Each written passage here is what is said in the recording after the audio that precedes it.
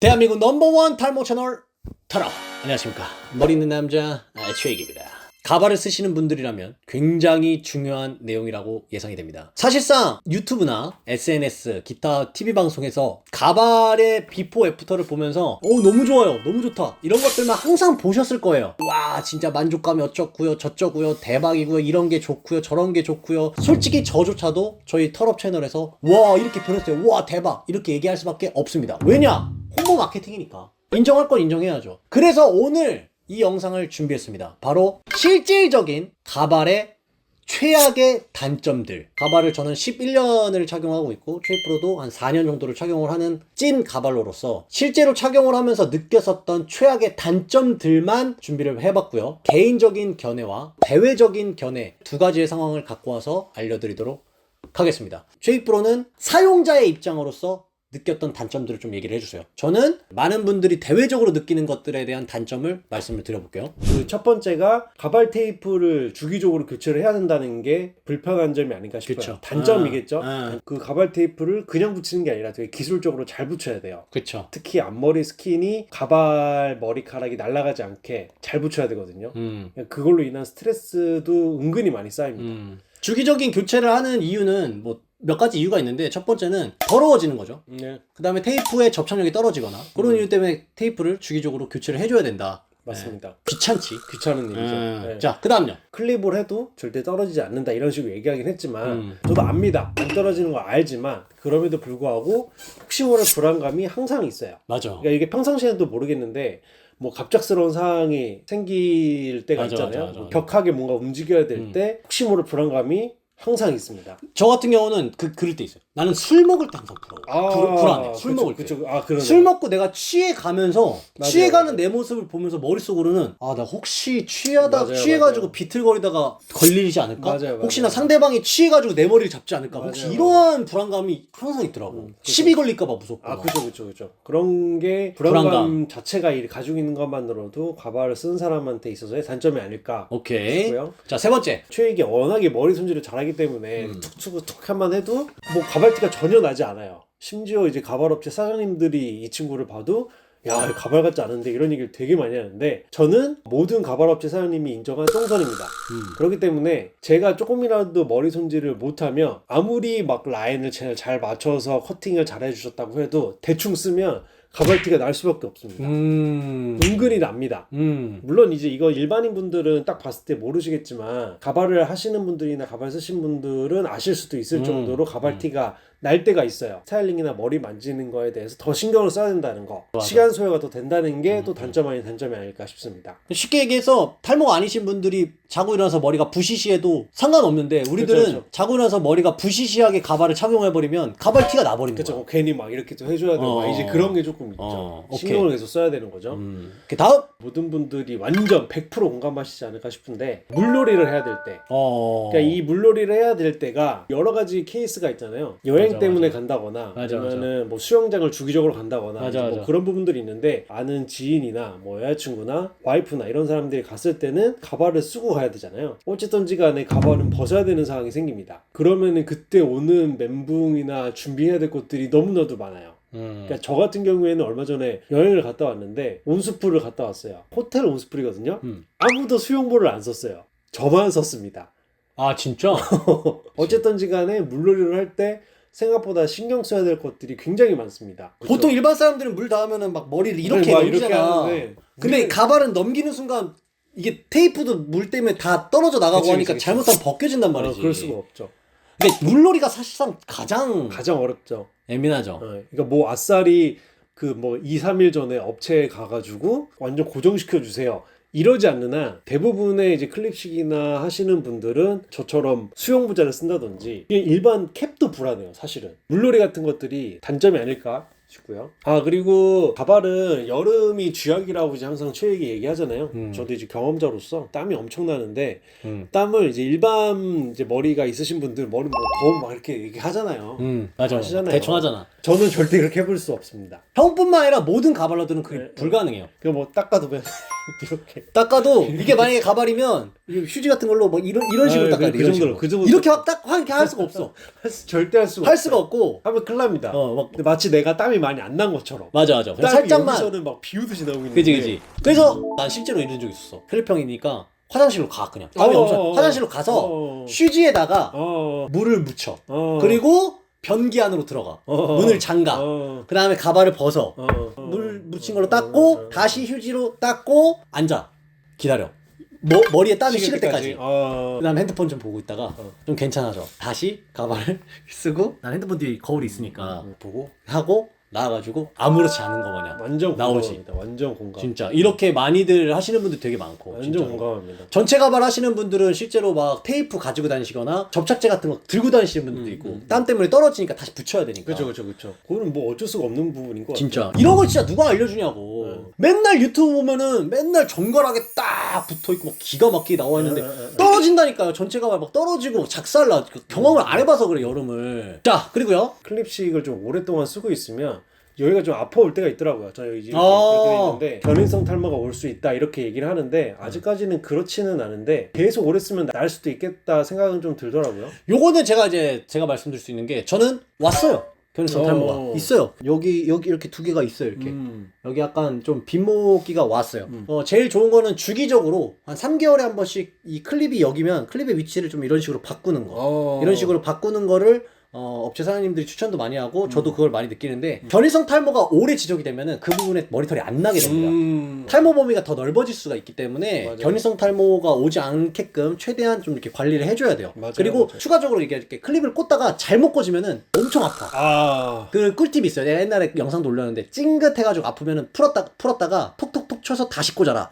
그대로 탁 누르면은 찡긋해도 안 아픕니다. 이런 영상도 제가 찍었으니까 그런 것도 많이 보면서 꿀팁 좀 많이 받아가시면 좋을 것 같아요. 다음! 어찌 보면은 가장 큰 단점이 아닐까 싶긴 하는데 비용이 좀 많이 들긴 하죠. 그렇지. 뭐 주기적인 이제 비용이다. 주기적인 비용. 관리 비용도 사실은 일반적으로 머리를 자르시는 분들보다는 조금 더 비용을 내는 것 같고 가발하기 전에는 일반 미용실 갔을 때 내는 비용보다 한 2배는 내니까 그렇지 아무래도. 뭐 그런 게 조금 압박이다 뭐 이런 생각을 한 적은 있는데 그냥 크게 생각하진 않았고 그리고 두 번째는 가발 비용 좀 그게 좀 비용이 좀 든다. 단점이겠죠? 그러니까 일반 탈모 아니신 분들은 미용실을 다녔을 때 드는 비용이 1년 예산으로 봤을 때 한 1.5배에서 2배 정도 이상 금액이 나가니까 가발 비용도 있다 보니까. 근데 이게 평생 내야 되는 돈이잖아. 그쵸. 가발을 계속 쓴다고 하면 주기적으로 돈이 계속 나갈 수 있다. 지출이. 그렇죠. 자, 그다음은요. 아까 전에 물놀이 여행이랑 좀 비슷한 흐름이긴 하는데 여행을 갔을 때 조금 불편한 게 있죠. 아무래도 갈 때 거치대도 챙겨야 된다라든지 머리를 말리는 것도 사실은 쉽진 않아요. 왜냐면 이게 내가 항상 집에는 세팅이 되어 있잖아. 맞아요. 내 용품들이. 맞아요. 내가 사용하는 것들이 이미 세팅이 되어 있는데 맞아요. 타지에 가게 되면은 내 물건들이 아니니까 손에 안 익는 거야. 맞아요. 은근히 피곤한 게 있는 거지. 맞아요. 근데 그나마 나는 여행은 낫다고 생각해. 그러면 출장. 출장. 여행은 그나마 가족, 친구 놀러 가는 거잖아. 그 사람들이 이해를 해주거나 아는 사람이랑 같이 가면 좀 편해. 유아지 그리고. 근데 출장은 모르는 사람이랑 가야 되면 가발을 또 걸리면 안 되잖아요. 그러면은 별의별 생각을 다 합니다. 그런 것 때문에 저도 상담을 많이 받아봤는데 내 물건을 차라리 다 통째로 들고 가가지고 아예 화장실로 들어간 다음에 문을 잠가 놓고 1시간이든 2시간이든 다 샤워할 거 다 하고 머리까지 세팅 다 하고 마치 지금 샤워하고 나오는 것 마냥 이렇게 나오는 느낌. 뭐 그렇게도 하기도 하고. 집에서 했을 때는 화장실에서 뭐 이제 하고 방에서까지 마무리할 수 있는 부분이 좀 있는데 출장이라고 그치. 하면 저도 이제 출장으로 그렇게 해본 적이 있는데 화장실에서 모든 걸 해결해야 돼. 그치. 이게 심지어 본머리 말리는 것까지 다 화장실에서 처리를 해야 되는데 화장실은 아직도 습기가 있어서 꾸덕꾸덕한데 꿉꿉해. 몸이 안 말라 있어. 계속 땀 나고 막 그럴 수도 있지. 뜨거운 물로 어떻게든 샤워하니까. 다 샤워를 하고 머리까지 감은 그런 느낌으로 또 나가야 되는 거죠. 그렇지. 그것만 있어? 잘 때 또 가발 또 쓰고 자야 돼요. 맞아요. 클립형이신 분들은 가발 걸리면 안 되니까 가발 또 쓰고 자야 돼. 자기 전에 클립을 더 바짝 끼고 그치, 테이프를 더 새 걸로 또 교환을 해서 또 맞아, 붙여놓고 맞아. 확실하게 안 떨어진다는 게 딱 인지가 되면 맞아. 자는데 그냥 베개를 또 자기가 되게 애매해. 목베개로 했으면 좋겠어. 베개도 위치도 이렇게 바꿔보기도 하고 저렇게 바꿔보기도 하고 최대한 내가 잠을 자는 걸 편안하게 좀 해보려고 해. 근데 사람이 또 잠꼬대를 하잖아요. 잠자다가 벗겨지지 않을까 또 걱정돼. 맞아요. 이러면서 잠이 들더라고. 근데 다행히 자고 일어났더니 별일은 없었지만 사람이 이렇게 신경이 쓰게 된다는 거죠. 그치, 신경 안 써야 될 것들을 다 신경 써야 신경 안 써야 될 것도 신경 쓰니까 스트레스라는 거지. 그렇죠. 그러니까 이거 피곤합니다. 맞아요. 뭐 전체적으로 저는 이런 개인적인 단점을 좀 적어봤습니다.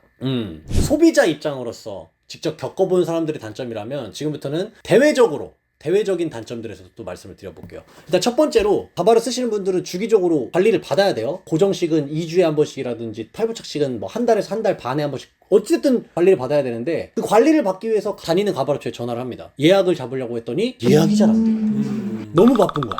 야, 그럼 스트레스 받아요. 계속 스케줄이 안 잡히다가 결국에는 막 일주일 지나고 2주일 뒤 뭐 이렇게 될 때도 있어요. 너무 바쁜 업체면. 솔직히 말씀드리면 진짜 장사를 알 되는 데는 3주 전에 연락을 해도 예약이 안 되는 데가 있어. 어떻게 누굴 탓할 수도 없는 거긴 한데 이런 것들을 좀 잘 개선할 수 있게끔 상호 간에 협의가 좀 잘 돼야 되지 않을까 싶은 느낌이긴 하죠. 그 다음에 두 번째로 가발업체를 갔는데 가발업체 디자이너 선생님이 바뀌어 있네? 한 선생님이 아니고 그리고 또 좀 다니다가 갔는데 또 바뀌어 있어.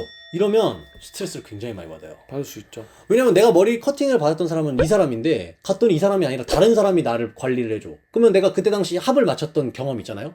뭔가 물어보고 싶고 얘기하고 싶은데 얘기를 해봤자 이 사람이 나를 잘라준 게 아니니까 뭔 말인지 몰라. 합을 맞춰서 또 좀 친해졌다고 칩시다. 근데 또 바뀌어. 그 이유가 뭐 일을 그만뒀든 뭐 어디로 딴 데 이직을 하셨든 뭐 여러 가지 이유가 있겠죠. 어쨌든 모든 그런 행위가 굉장히 스트레스로 올 수 있다는 거죠. 세 번째로 가발을 맞추기 위해서 상담을 받아봤는데 뭔가 불친절해.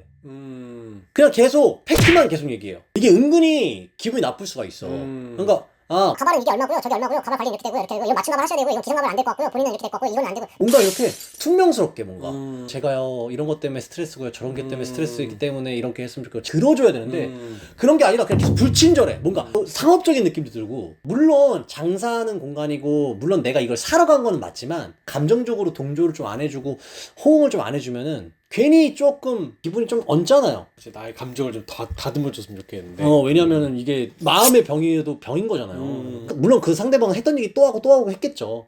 그래도 나는 큰 용기를 내고 왔는데 그 용기를 너무 상업적으로만 이용한다는 느낌이 들 수 있으니까.